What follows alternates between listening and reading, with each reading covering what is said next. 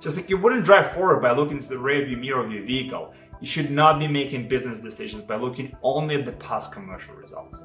Yet, in pharma today, most companies plan their commercial activities and deploy sales force based on the historic sales performance, typically called prescription deciling. It has also become increasingly more difficult to get in front of healthcare providers in the last few years, which only elevates the importance of establishing a deeper connection with them by learning the ins and outs of their practice. Modern pharma commercial leaders understand the limitations of a traditional deciling and apply a more holistic approach using comprehensive real-world data.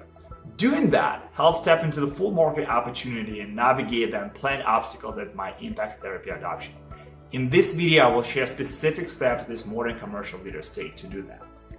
I'm Vadim Zakharau and I lead the life sciences product team at Clarify Health.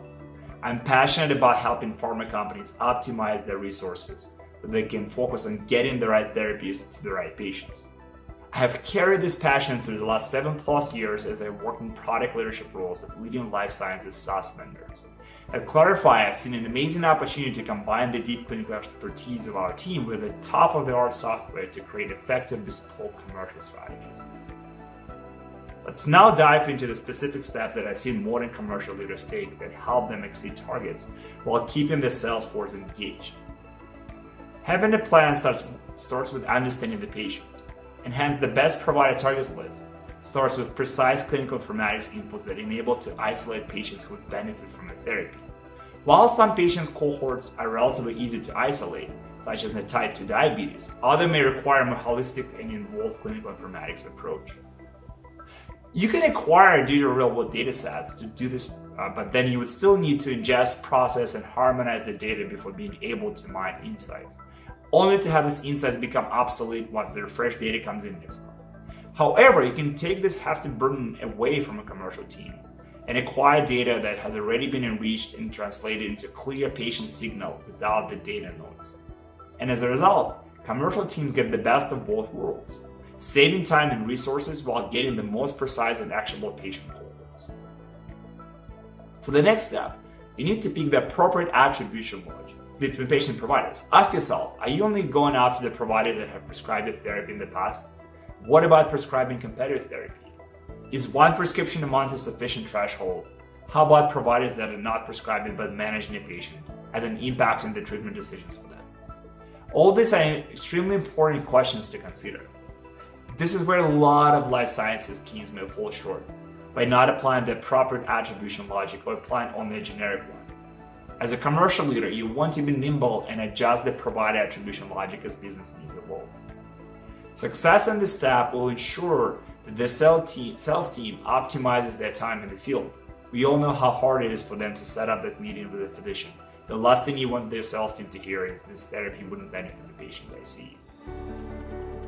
Now enters the secret sauce. How can you effectively rank the provider so that the sales force taps into the highest opportunity ones and maximizes productive conversations with them?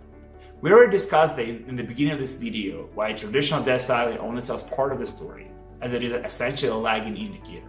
What helps differentiate a commercial strategy is the presence of the leading indicators. Metrics such as providers' adoption and switching behavior, Sunshine Act data, facility prescription guidelines, patient involvement and panel details including SDOH, referral network strength, all point to the likelihood of a given provider adopting and continuously prescribing the therapy. True, all these metrics could be overwhelming for the commercial operations and sales force to digest. Successful organizations are able to access all of these metrics in a weighted score so that providers can be compared apples to apples. I've seen dozens of companies present to me what they thought were optimized target lists based mainly on the past prescription trends. And 9 out of 10 times we have been able to find incremental, highly ranked providers based on the real-world data signals that the pharma company deemed important but couldn't isolate themselves. Pharma commercial organizations that use leading indicators gain the edge over competition and reach their sales targets 20 to 50% faster. Applying this approach also minimizes the sales force frustration and attrition since they're putting themselves in front of the providers that are the likeliest to adopt their therapy. And commercial strategists look like champions to their senior leadership. Once we have a robust segmentation approach and an optimized target list, there is one more important step to take. It is essential to embed these insights into the sales team's workflow and be flexible with the options for accessing these insights. Some commercial leaders have their teams trained on the new software, while others integrate reports and metrics directly to the CRM. The goal here is simple: integrate insights into people's day-to-days and meet them where they are.